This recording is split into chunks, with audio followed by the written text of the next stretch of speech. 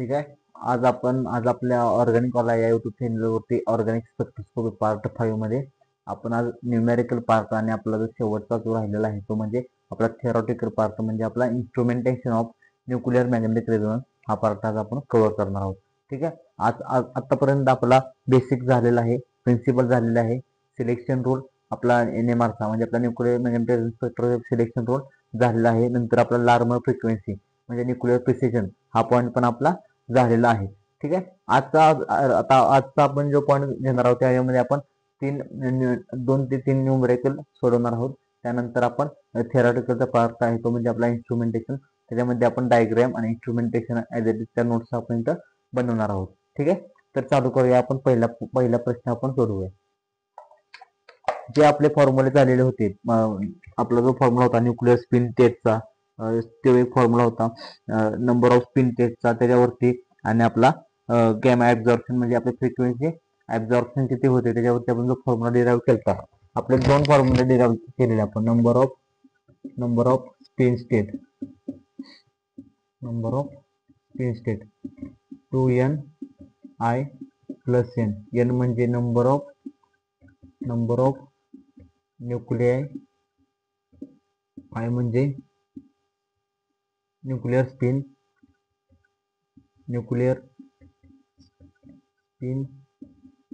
Quantum number.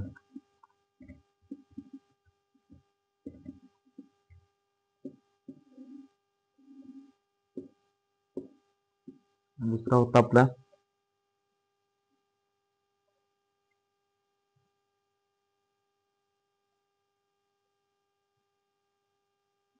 आपला जो हा फॉर्म्युला होता तो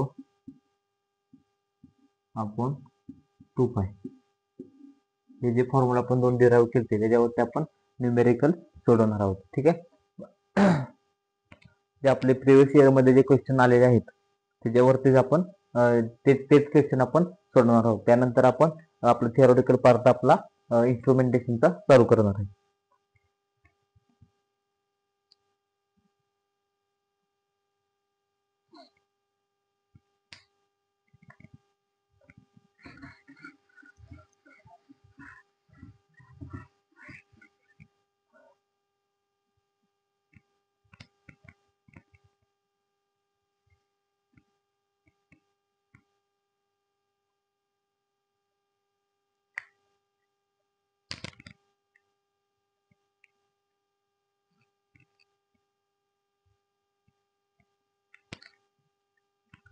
ठीक आहे. तर आपण पहिला प्रॉब्लेम लिहू. Question number 1.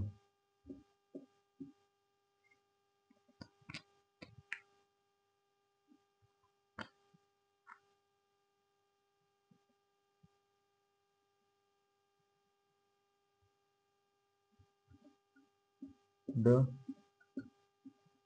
nuclear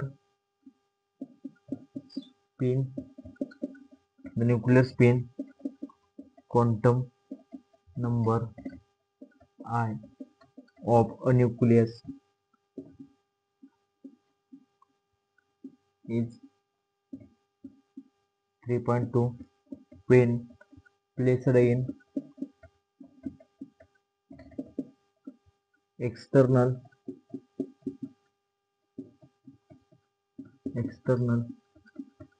magnetic field. The number of possible spin energy state I is equal to 3.3/2. ठीक आहे. हा जो प्रश्न आहे तो विचारला गेला IIT JAM 2018 मध्ये हा प्रश्न विचारला होता. ठीक आहे. तर आपल्याला गिवन त्यांनी काय दिले, जर गिवन मध्ये आपल्याला दिले I is equal to 3/2 आणि आपल्याला विचारले number of possible spin state. त्याचा फॉर्म्युला आहे 2n i plus 1, 2n i plus 1. ठीक आहे. n म्हणजे नंबर ऑफ न्यूक्लिय, आपल्याला न्यूक्लिय आपली 1च आहे. आय ची व्हॅल्यू आपल्याला त्याने दिले 3 डिवाइडेड बाय 2. आपलं आन्सर आलं 4. आपलं आन्सर आलं 4. ठीक आहे. आपला आन्सर आलं 4. आपला प्रश्न पहिला संपला. प्रश्न काय विचारला होता, the nuclear spin quantum number I is equal to 3/2. म्हणजे आपल्याला आय ची व्हॅल्यू त्यांनी 3/2 दिलेली होती. Placed in external magnetic field the number of possible spin energy state. म्हणजे आपल्याला नंबर ऑफ स्पिन स्टेट म्हणजे आपल्याला 2ni प्लस हा फॉर्म्युला वापरून आपल्याला आन्सर फाइंड करायचं होतं. आता एन म्हणजे काय, नंबर ऑफ न्यूक्लिया. न्यूक्लिया इथे किती 1, एकच न्यूक्लिया आहे. आय ची व्हॅल्यू किती 3/2. ह्याच्यामध्ये हा फॉर्म्युला मध्ये हा व्हॅल्यू पुट केल्यानंतर आपल्याला व्हॅल्यू किती आली, आपल्याला व्हॅल्यू आली 4. ठीक आहे. हा प्रश्न विचारला गेला, हा आपला आहे PYQ आहे आपला. हा आपल्याला IIT जॅम 2018 मध्ये विचारला होता. ठीक आहे. आता पुढचा प्रॉब्लेम. ठीक आहे. हा प्रॉब्लेम समजला का? हा प्रॉब्लेम समजल्यानंतर आपण प्रॉब्लेम नंबर 2 सोडवूया.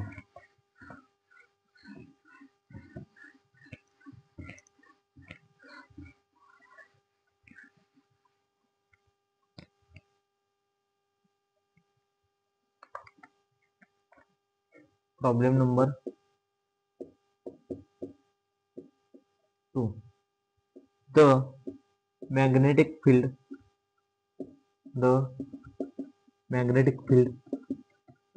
strength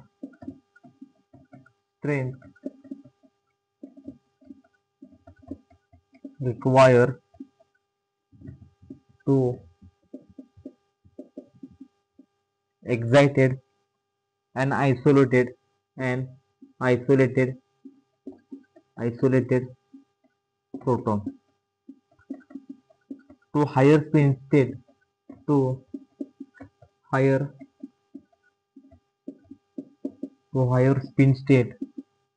with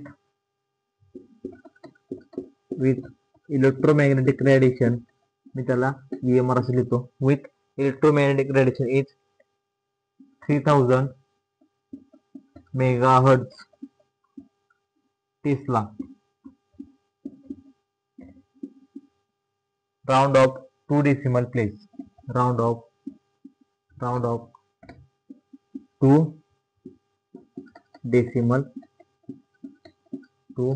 decimal place. ठीक आहे. इम्पॉर्टंट प्रॉब्लेम आहे. ठीक आहे. त्यांनी गायरोमॅग्नेटिक रेशोची एक व्हॅल्यू दिली गिवन मध्ये त्यांनी गायरोमॅग्नेटिक रेशिओची त्यांनी व्हॅल्यू दिली. ती किती आहे, 26.75 into 10⁷ radian Tesla inverse second inverse. ठीक आहे.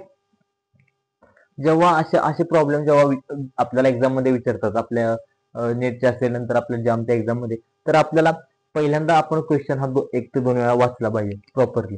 तर आपला प्रश्न काय बोलतोय, आपला प्रश्न बोलतोय ज्यावेळी असे जे प्रश्न असतात अशा वेळी आपण काही प्रॉब्लेम आपण युनिट कन्व्हर्जन सुद्धा फाइंड करू शकतो. आपल्याला 4 ऑप्शन दिलेले असतात. आपल्याला जर युनिट कन्व्हर्जन जर आपलं असेल परफेक्ट, तर आपण युनिट कन्व्हर्जन नुसार आपण प्रॉब्लेम फाइंड करू शकतो. पण असे प्रॉब्लेम जेव्हा दिलेले असतात तेव्हा आपण काय करतो, त्याला दुर्लक्ष करतो, आपण पुढच्या प्रश्नाकडे जातो. पण हे जे प्रॉब्लेम असतात ते प्रॉब्लेम सुद्धा सोपे असतात. ते आपण सोपे कसे करायचे, आपले जे फॉर्म्युला असतात ते आपण फॉर्म्युला आपल्या येण्यामागचे आपल्या माइंड मध्ये पाहिजे. तर पहिले जेव्हा असे प्रॉब्लेम असतील, कायनेटिक वरती असतील, नंतर क्वांटम वरती असतील, पहिल्यांदा जर आपण ते प्रॉब्लेम बघूनच आपण तो प्रश्न दुर्लक्ष करायचा नाही. पहिल्यांदा प्रश्न वाचायचा. प्रश्न काय दिलाय, the magnetic field strength required to excited and isolated proton to higher spin state with electromagnetic radiation is 3000 megahertz tesla T. Round off decimal place. आपल्याला त्यांनी गायरोमॅग्नेटिक रेशिओची व्हॅल्यू दिली. किती दिले त्यांनी, 26.75 इंटू 10⁷ रेडियन टेस्ला इनवर्स आणि सेकंड इनवर्स.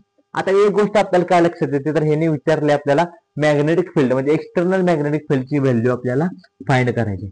एक्सटर्नल मॅग्नेटिक फील्डची आपल्याला value find करायची. ठीक आहे. With 2 decimal place. आता आपला जो फॉर्म्युला होता तो काय होता, gamma into B naught upon 2 pi. आपल्याला आता बी नॉट आपल्याला फाइंड करायचं आहे. आपल्याला काय बी नॉट आपल्याला फाइंड करायचं आहे.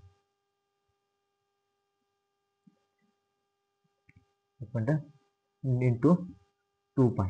ठीक आहे. आता बी नॉट आपण फाइंड करत असताना कसं करणार find, gamma into 2 pi upon gamma.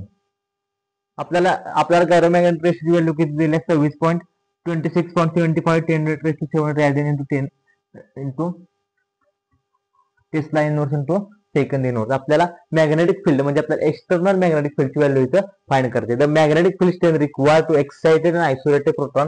आपल्याला गॅमाची मेगाहर्ट्झ मध्ये व्हॅल्यू दिली, ती आपल्याला हर्ट्झ मध्ये कन्व्हर्ट करावी लागेल.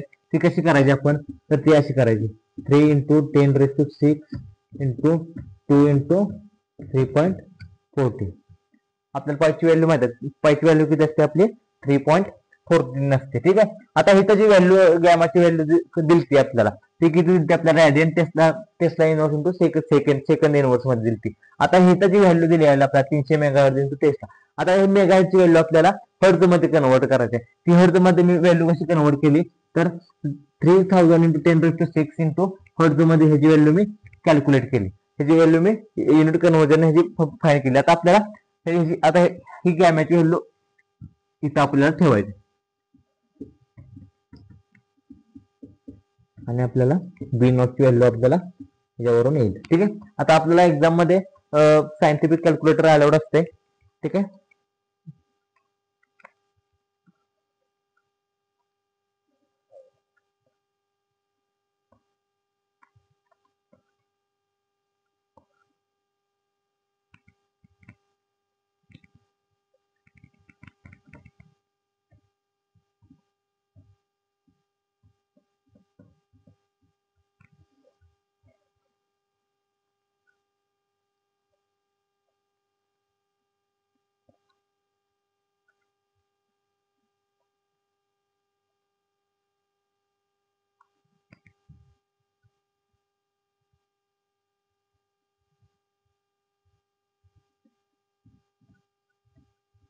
ठीक आहे. त्यानुसार आपल्याला आता बी नॉटची व्हॅल्यू फाइंड होईल.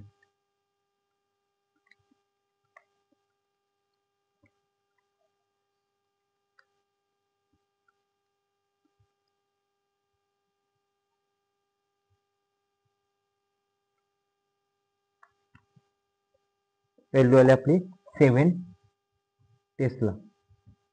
आपली व्हॅल्यू किती आली 7 टेस्ला. हा झाला आपला प्रॉब्लेम नंबर 2. ठीक आहे. आता हे प्रॉब्लेम काय होता आपला, इथे काय दिलं ह्या प्रॉब्लेम मध्ये, the magnetic field strength required. आपल्याला बी नॉटची व्हॅल्यू आपल्याला फाइंड करायची होती. बी नॉटची व्हॅल्यू आपल्याला फाइंड करायची होती. बी नॉटची म्हणजे आपला एक्सटर्नल मॅग्नेटिक फील्ड आपल्याला कॅल्क्युलेट करायचा होता. ठीक आहे. त्यांनी काय काय दिलं आपल्याला, तर आपल्याला गॅमा दिलता, तो किती दिलता 300 मेगाहर्ट्झ दिलता. त्याला आपण हर्ट्झ मध्ये कन्व्हर्ट केलं.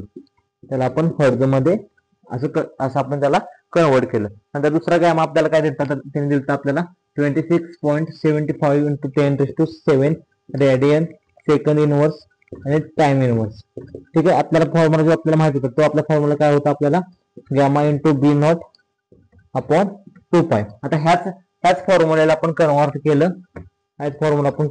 ना आपल्याला व्हॅल्यू आली, किती आली आपल्याला 7 टेस्ला आली. ठीक आहे. खूप सोपा प्रॉब्लेम आहे आणि इम्पॉर्टंट असा हा प्रॉब्लेम आहे. ठीक आहे. पहिल्यांदा आपल्याला फॉर्म्युला आतापर्यंत आपल्याला 2 फॉर्म्युले आपल्याला झाले. पहिला आहे आपल्याला तो आहे, पहिला फॉर्म्युला कोणता आपला झाला, तो होता नंबर ऑफ स्पिन स्टेटचा आपल्याला एक फॉर्म्युला झालता 2ni+1. दुसरा आपल्याला झालता, तर आपल्याला हा एक फॉर्म्युला झालता. आपल्याला हे 2 फॉर्म्युले आपल्याला आतापर्यंत झाले. ठीक आहे. ह्याच्यावरती मी आता प्रॉब्लेम सोडवते. प्रॉब्लेम नंबर 2 आपल्याला एक्सटर्नल मॅग्नेटिक फील्ड आपण इथं कॅल्क्युलेट केलं. ठीक आहे. आता प्रॉब्लेम नंबर 3 तो आहे नेट 2023 मधला.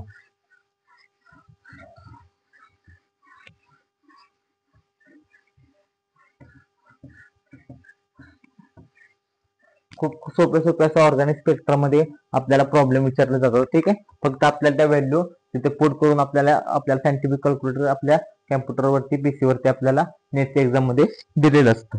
ठीक आहे, आता प्रॉब्लेम नंबर 3 नेट 2023 चा प्रॉब्लेम आहे. ठीक आहे, इम्पॉर्टंट आहे. ठीक आहे, for a proton the gyromagnetic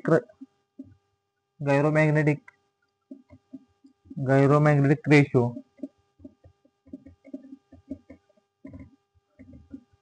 26.752 into 10⁻⁷. पहिल्यांदा आपल्याला गॅमाची व्हॅल्यू दिली त्यांनी radian time inverse sec inverse. The Larmor frequency of proton, the Larmor frequency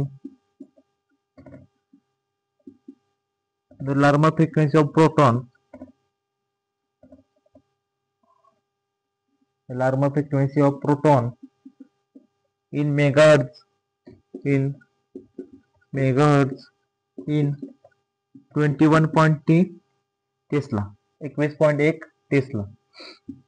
ठीक आहे, द मॅग्नेटिक फील्ड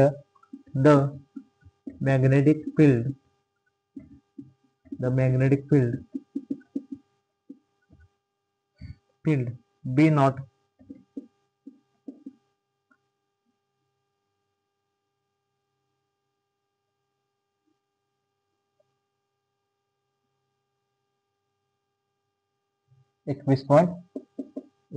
टेस्ला.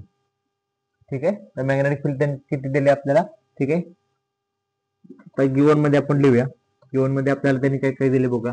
आपल्याला त्यांनी गॅमाची व्हॅल्यू दिली किती दिली आपल्याला into 10⁻⁷ radian time inverse and sec inverse. ठीक आहे, दुसरी आपल्याला त्यांनी व्हॅल्यू दिली आहे. ते आपल्याला व्हॅल्यू दिली आपल्याला मॅग्नेटिक फील्ड म्हणजे आपल्याला एक्सटर्नल मॅग्नेटिक फील्डची व्हॅल्यू आपल्याला दिली ती किती दिली 21.1 टेस्ला. आता आपल्याला त्यांनी गॅमा विचारला. ठीक आहे, सोपं आता आपल्याला सर्व व्हॅल्यू दिले त्यांनी, तर फक्त आपल्याला त्या फॉर्म्युलामध्ये पुट करायचे आणि आपल्याला क्वेश्चन सोडवायचा. ठीक आहे, आता पहिला आपल्याला गॅमा किती दिला तर 26.752 into 10⁻⁷ radian time inverse sec inverse. ठीक आहे, इंटू बी नॉट आपल्याला magnetic field external magnetic field दिले त्यांनी 21.1. ठीक आहे, आणि आपला 2 इंटू 3.14. आता हा टाइम इनवर्स कट झाला. ठीक आहे, हा टाइम इनवर्स कट झाला. हा प्रॉब्लेम आपण कॅल्क्युलेटर मध्ये आपण सोडवूया.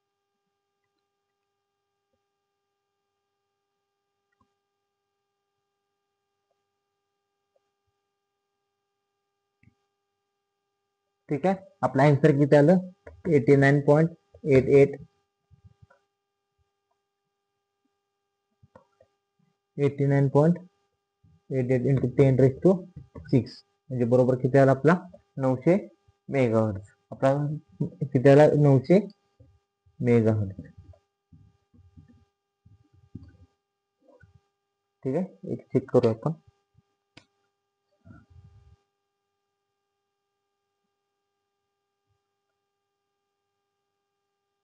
ठीक आहे, नेट 2023 मध्ये हा विचारलेला हा प्रश्न आहे. ठीक आहे, आता आपण प्रॉब्लेम बरेच सोडवले. 3 प्रॉब्लेम आपले झालेत.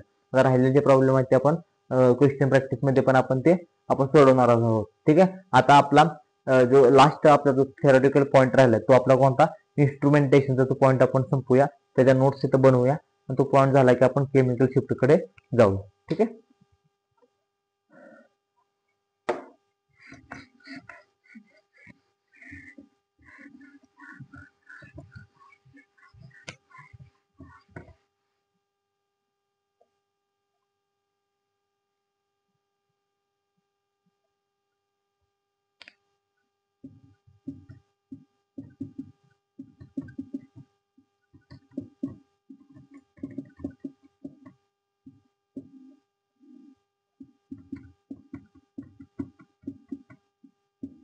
ठीक आहे, instrumentation of nuclear magnetic resonance spectroscopy.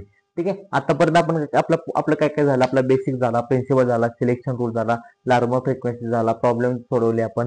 आणि आता आपला इन्स्ट्रुमेंटेशन म्हणजे आपले स्पेक्ट्रोस्कोपी एक इन्स्ट्रुमेंटेशन अनालिटिकल टेक्निक आहे. म्हणजेच त्या जे नेमाचं त्या मशीन आहे तर ते इन्स्ट्रुमेंटेशन कसं होते.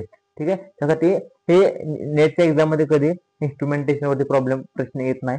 पण आपला जे एमएससीच्या ज्या एमएससीच्या डिस्क्रिप्टिव्ह एक्झाम असतात सेमिस्टरच्या मला वाटतं सेमिस्टर 3 मध्ये 2 मध्ये ज्या एक्झाम होतात एमएससी मध्ये, त्यासाठी इन्स्ट्रुमेंटेशन आपल्याला 5 मार्काला हे विचारलं जातं.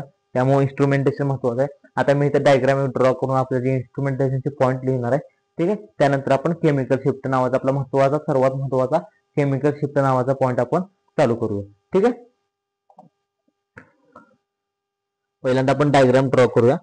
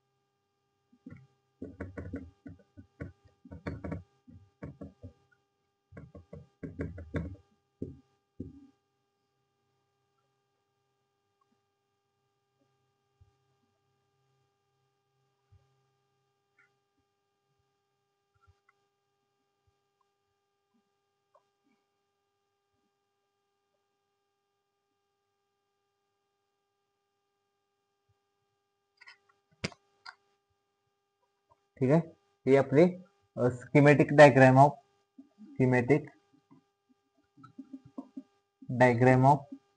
NMR म्हणजे आपले NMR चे आपले डायग्राम आहे. अशा प्रकारचा NMR चा सेटअप असतो. ही जी ट्यूब आहे, ही ट्यूबची सेंटीमीटर ट्यूब असते. त्यामध्ये आपण सॅम्पल इजेक्ट करून आपला हा रिसिव्हर कडे जाऊन, एम्प्लिफायर कडे जाऊन, ऑसिलोस्कोप कडे जाऊन, जनरेटर पासून आपला हा हे जे नॉर्थ आणि साऊथ पोल हे काय आपले मॅग्नेट आहेत. ठीक आहे, मॅग्नेट आहेत.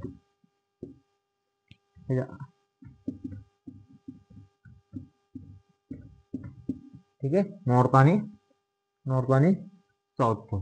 ठीक आहे, हे आपले डायग्राम आहे आपले NMR चे. इम्पॉर्टंट लिहितो मी तर. ठीक आहे, 2 मार्कसाठी आपल्याला MSc च्या एंट्रन्स एक्झाम साठी हे विचारले जाते. ठीक आहे, आता हे जे इन्स्ट्रुमेंटेशन होत असतं ते मी प्रिन्सिपल मध्ये तुम्हाला सांगितलं होतं. ठीक आहे. आता इथून पुढे जो आपला पॉईंट चालू आहे तो फक्त मी तुम्हाला नोट्स देणार. ते आपण कसं त्याचं वर्किंग होतंय, ते कसं होतं ते आपण आपला दुसऱ्या व्हिडिओमध्ये आपलं ते झालेलं आहे. फक्त आता मी इथं तुम्हाला नोट्स देणार आहे. ठीक आहे, त्याच्यामध्ये आपण सॅम्पल इजेक्ट करून आपल्या हे रिसिव्हर पासून एम्प्लिफायर पर्यंत डिटेक्टर पासून आपल्याला तो ग्राफचा ब्रेक आपल्याला हा मिळत असतो. ठीक आहे, आता ही झाली डायग्राम. आता आपण त्याचे काही 5 ते 6 आपण पॉईंट आपण लिहूया. ठीक आहे, इम्पॉर्टंट डायग्राम आहे आपली. MSc च्या एंट्रन्स एक्झाम साठी आपल्याला डायग्राम प्लस इन्स्ट्रुमेंटेशन आपल्याला 5 मार्कसाठी विचारलं जातं. ही डायग्राम झाली. आता आपण त्याचे पॉईंट लिहूया.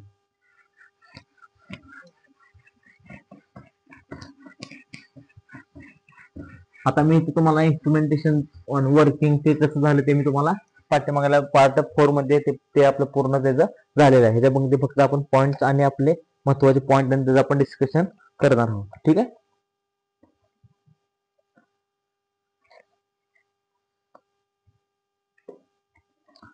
आता NMR स्पेक्ट्रोस्कोप हे सर्वात महत्वाचं बुक आपलं वायर शर्मा. असे भरपूर बुक आहेत, पण आपण वायर शर्माला फॉलो करतो. ठीक आहे, instrumentation.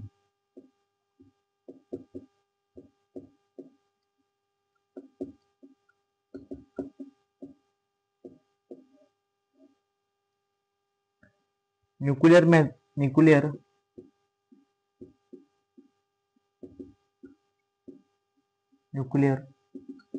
Magnetic resonance spectrophotometer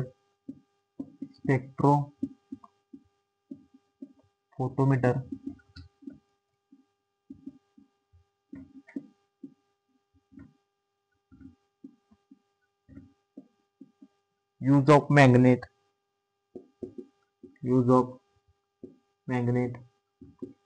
or radio frequency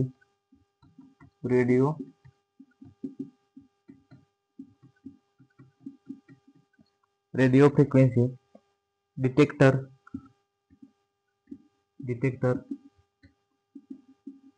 and amplifier.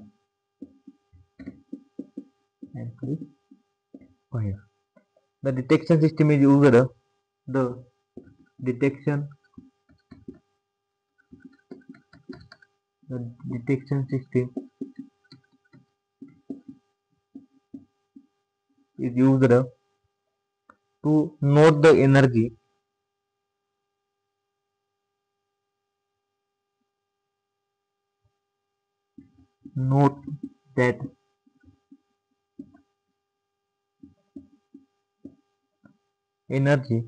being transferred from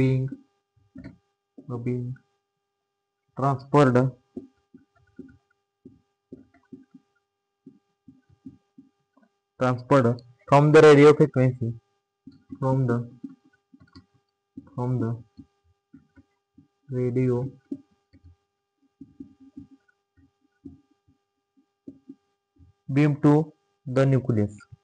beam to the nucleus. Point number 1. आता आपण डायग्राम काढल्यात आपल्याला पॉइंट 5 ते 6 पॉइंट आपल्याला लिहायचे असतात. पहिला पॉइंट काय म्हणतोय आपल्याला, nuclear magnetic resonance nuclear magnetic resonance spectrophotometer make use magnet. आपल्याला तिथे काय यूज होते, मॅग्नेट. आपल्याला एक्सटर्नल मॅग्नेटिक फील्ड आपल्याला NMR मध्ये खूप महत्वाचा असतो. दुसरी गोष्ट radio use. Detector and amplifier. आपल्याला ज्या NMR मध्ये सर्वात महत्वाच्या ज्या गोष्टी आहेत त्या आपल्या पहिल्या आहेत, आपला मॅग्नेट आपल्याला स्ट्रॉंग पाहिजे. आपल्याला एक्सटर्नल मॅग्नेटिक फील्ड आपल्याला जास्त स्ट्रॉंग पाहिजे. दुसरे आहे आपल्याला रेडिओ वेव्ह, म्हणजे आपली काय असते, EMR असते. आपल्याला तिथे रेडिओ वेव्ह आपल्याला इम्पॉर्टंट असते. तिसरी गोष्ट आपल्याला डिटेक्टर, आणि चौथा आहे एम्प्लिफायर. हे NMR स्पेक्ट्रोफोटोमीटर मध्ये आपल्याला गरजेचं असतात. Detection system is used to that energy being transferred from the radio frequency and to the nucleus. Detection system काय करत असते, ती एनर्जी आपल्याला ट्रान्सफर केलेली असते रेडिओ फ्रिक्वेन्सी, ती आपल्याला डिटरमाइन करत असते. ठीक आहे, हा झाला point number first. Point number दुसरा बघूया.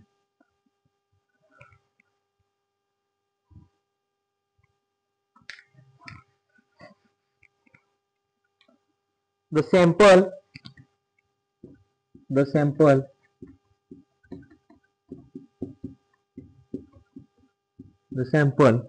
under investigation is taken in a glass tube.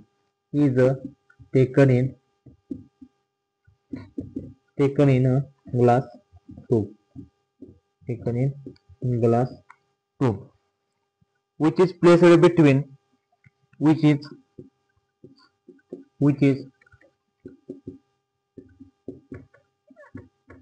placed between the pole faces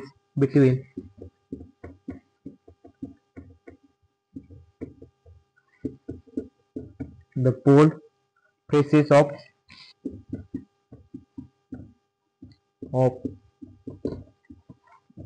magnet. ठीक है. Point number 3.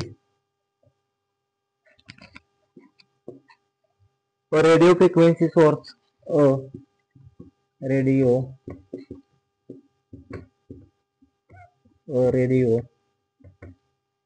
Frequency source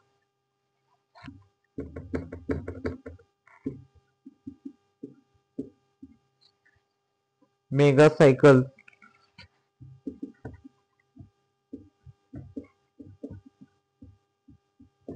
taken work is made to fall on a sample. ठीक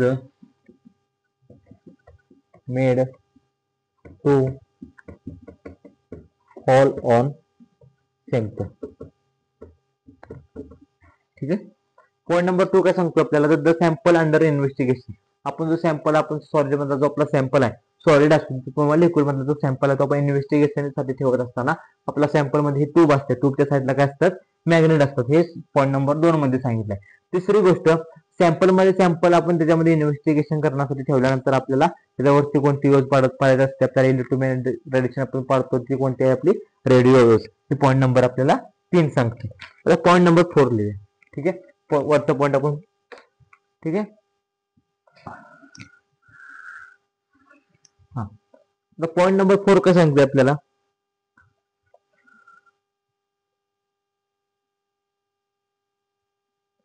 it can be done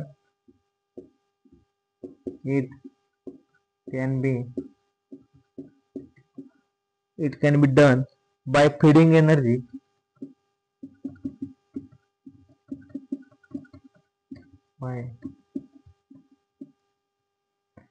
energy a radio frequency source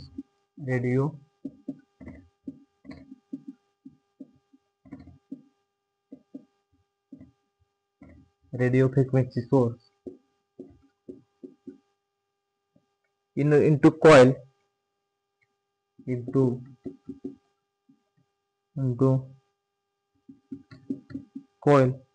wound round the sample tube. ठीक आहे. हे झालं point number 4. आपल्याला फक्त point 5 ते 6 पॉईंट आपल्याला exam मध्ये लिहायचे असतात.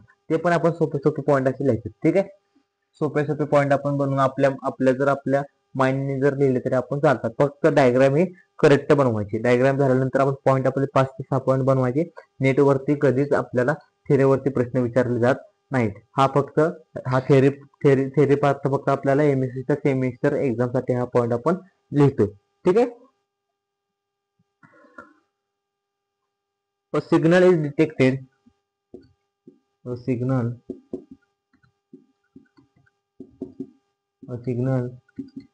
is detected. A signal is detected if the nuclei of sample if the nuclei of the nuclei of the sample tube. A signal is detected nuclei of the sample resonate with the source. Resonate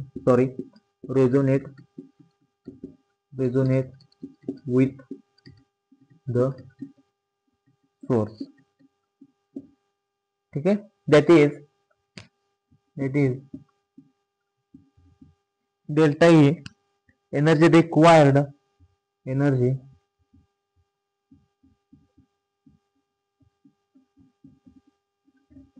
required to flip the proton to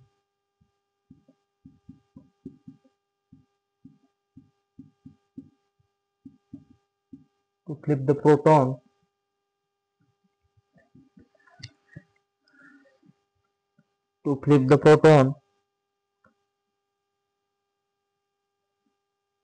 is the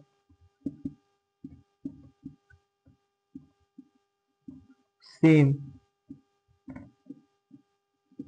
as that of source. So point number 6 and last, energy is transferred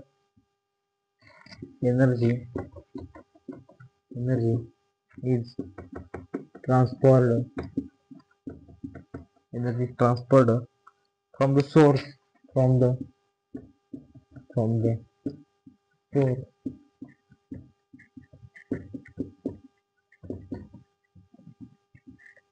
via nuclei to the detector coil.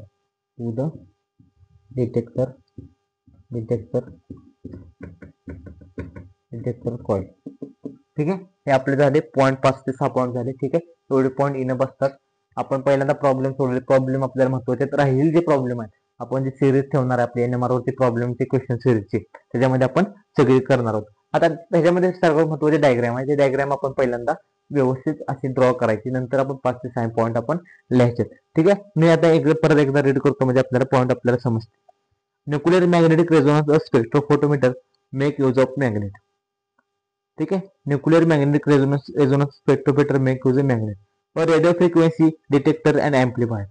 The detection system is used to note that energy is being transformed from the radio frequency beam to the nucleus.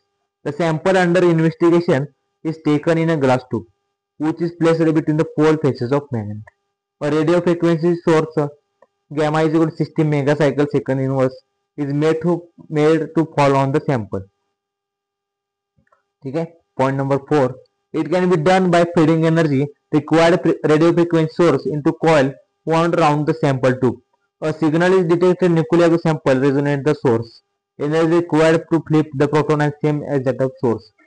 ठीक है. Point number 6. Energy is transferred from the source via nuclei to detector coil. Point number 7.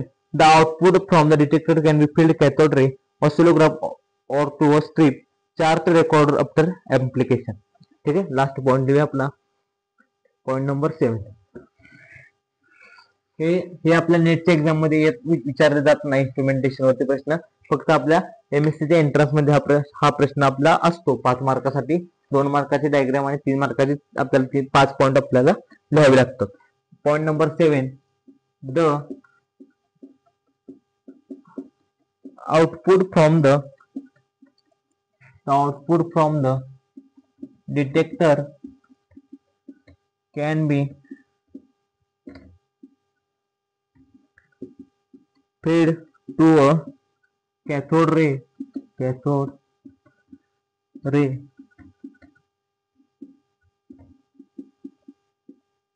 oscillograph or to a strip chart recorder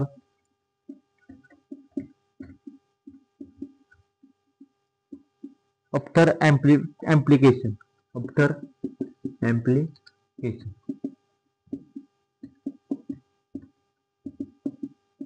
ठीक आहे, हे झाले आपले point. 7 point आपले झालेले आहेत. ठीक आहे, आता NMR मध्ये आपला बेसिक झाला, प्रिन्सिपल झाला, सिलेक्शन रूल झाला. आता आपला ग्राफचा एक पॉईंट राहिला आणि नंतर आपला केमिकल शिफ्ट, कपलिंग कॉन्स्टंट, नंतर आपला कपलिंग कॉन्स्टंट, नंतर आपला नंबर ऑफ सिग्नल आणि आपला प्रॉब्लेम. आपल्या आता 5 ते 6 लेक्चर मध्ये आपला NMR संपेल. ठीक आहे, धन्यवाद.